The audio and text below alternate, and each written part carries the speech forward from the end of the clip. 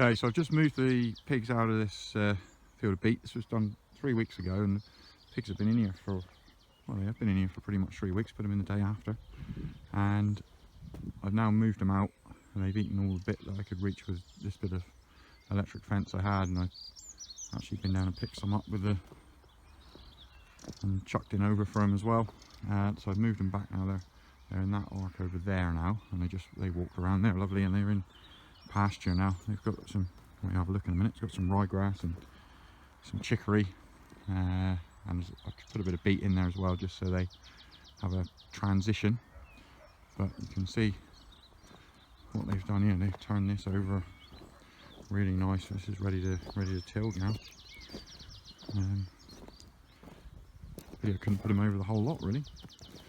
Done a good job. And one strand has kept them back. I have moved the fence. They were down there. You can see where the line was. I've moved it, given them some fresh ground. They've been all the way out over there. You can see where it's green. That's where the fence has been, where they couldn't get to. And this bit here they were on last week. I've moved them back in off of it so I could give them more over that side.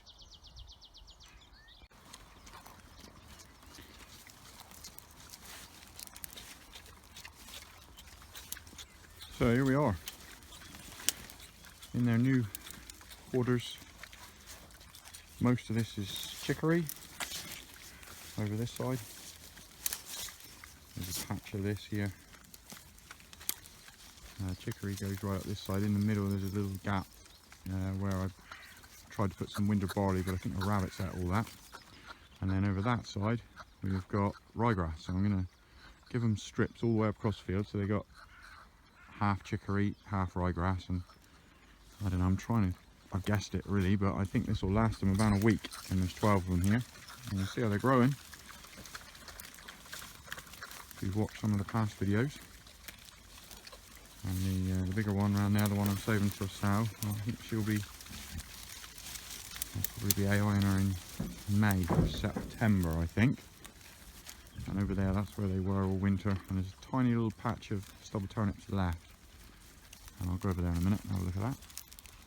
This little patch just here where the other little arc is, that's where the sow was for the beginning part of the winter, and until I decided that I didn't want to have any more litters this year from her, and so she's gone. And dumped some fodder beet here just over the fence. That was just picked up from what the harvester missed, and I just dumped it here. So you can see they've had a little go at it this morning. They've only been here about half an hour. They've had a little go at it, but they love the green. So I'm not quite sure how long this will keep them, but if it keeps them a week, I reckon we got probably 6 weeks up across here, and by that time the other side over there should be ready to move them over. So there we go, just got them on one strand. That's all they need when they're this size, as long as they're well trained. And I'm probably going to cut their barley back to once a day. I haven't given them any barley this morning. I just picked up the fence. They were running out up the top there, and that field out over is where the beet was. So all I did was picked up the fence, and they walked down here, and I just put the fence up behind them again, and I haven't given them any barley, and they're not looking for it. So I think probably just going to go once a day. Give them, I don't know, half a pound maybe each. Yeah, if I bring up 6 pounds of barley and give them once a day, just so they know who I am, and they know that I'm in charge of the feed really, and they come when I call them. I don't think they need it at all, but I'll give them a little bit. Anyway, it's nice not to have to fight the wind when I'm filming for a change.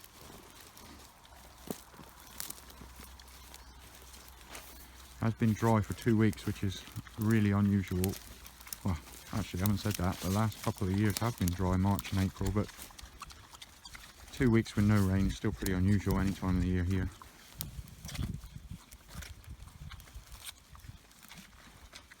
So they'll probably start digging, but I'd prefer it really if they didn't dig too much, because if they just eat this off, when they start digging, I'm probably going to move them. If they just eat it off, they will dig a little bit, and then I'll move them, and then this should regrow again. I don't really want to have to re-sow it the chicory should last for a long time if they only graze it, and I'll move them again. But we'll have a look in a few days and maybe a week and see what happens. Okay, so this is what happens to stubble turnips if you let them bolt. And the pigs have been out of here for about 3 weeks, and they weren't, you know, they still didn't have any bolt on them at all then when I took them out. But I've left this little patch to run to seed and to flower for the bees, and also I might have a go at trying to take some seed off of it as well.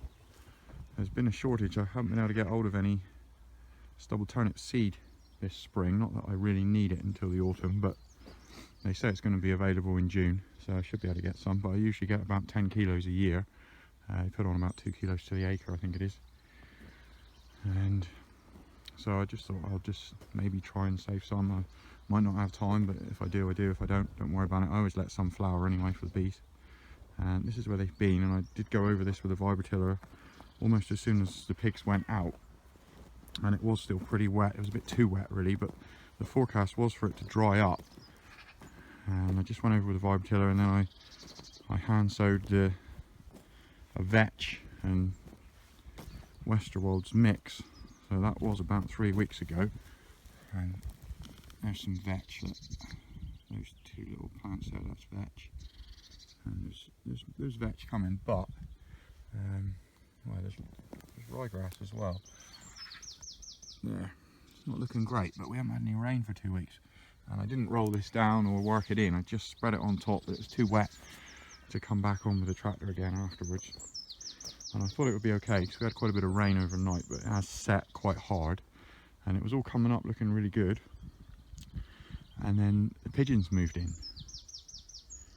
and I think the pigeons have taken most of the vetch, and I think they've taken quite a lot of the ryegrass as well. And I did this strip up here, and then this strip here, which looks a different colour, I did that last week, and this dried up a lot more. And I went over with a vibratiller. I just sown, well, I put ryegrass and chicory in here, and then I rolled it down. I've left a little patch there where I didn't roll, just to see if I needed to roll it or not. But it's been pretty dry since, and I don't think there's any sign of it germinating or popping its head through yet anywhere. Can't see any yet. But anyway, so this piece has been done with that. That piece has been done. Hopefully it comes up. And the pigs are over there, and they'll have the 3 week, what did I say, 6 weeks over there, and then 6 weeks over here, 6 weeks over there. That's the plan. Obviously plans don't always come together, do they? But there's nothing coming up yet. But like I said, we haven't had any rain, and it's forecast a little bit of rain tonight, but not enough really to do anything, I don't think. So we'll see how it goes. Anyway, I think that's it for the pigs. So I'll see you directly. Right, actually, just before I go, I thought I'd have a quick look in the polytunnel here. Chickens and the ducks are all mates now. Been together for a while. And I've put up a net there to keep them out of that side, because I've planted some tomatoes in there. And really, I want to get these guys out, but I can't get them out because of the bird flu restrictions still. Which is a bit of a pain, because we're going to start lambing next week, and we might need this half of the polytunnel, so chickens might be relegated if we get some bad weather and we need to put some sheep in here, which we haven't had to do much for the last couple of years. But you never know what the weather's going to do. So anyway, you can see they've turned this up nice, and I've started irrigating again now, even though they've moved the pipes around. But I can't get any more compost in here because there's a big chicken tractor in the way. So this held up. This is what we did to stop the wind blowing in. I need to get back, sort that out really. And here we go. So I've got some tomatoes and some aubergines planted already. And these are some sheets off my carport roof that didn't get smashed up. So I've repurposed them to stop the wind blowing inside of the polytunnel. I don't know if it'll make any difference, but might make it a little bit warmer in here on a windy day. And we have got a bit of wind and cold weather forecast. I haven't got to fight the wind, I've got to fight the chicken noise.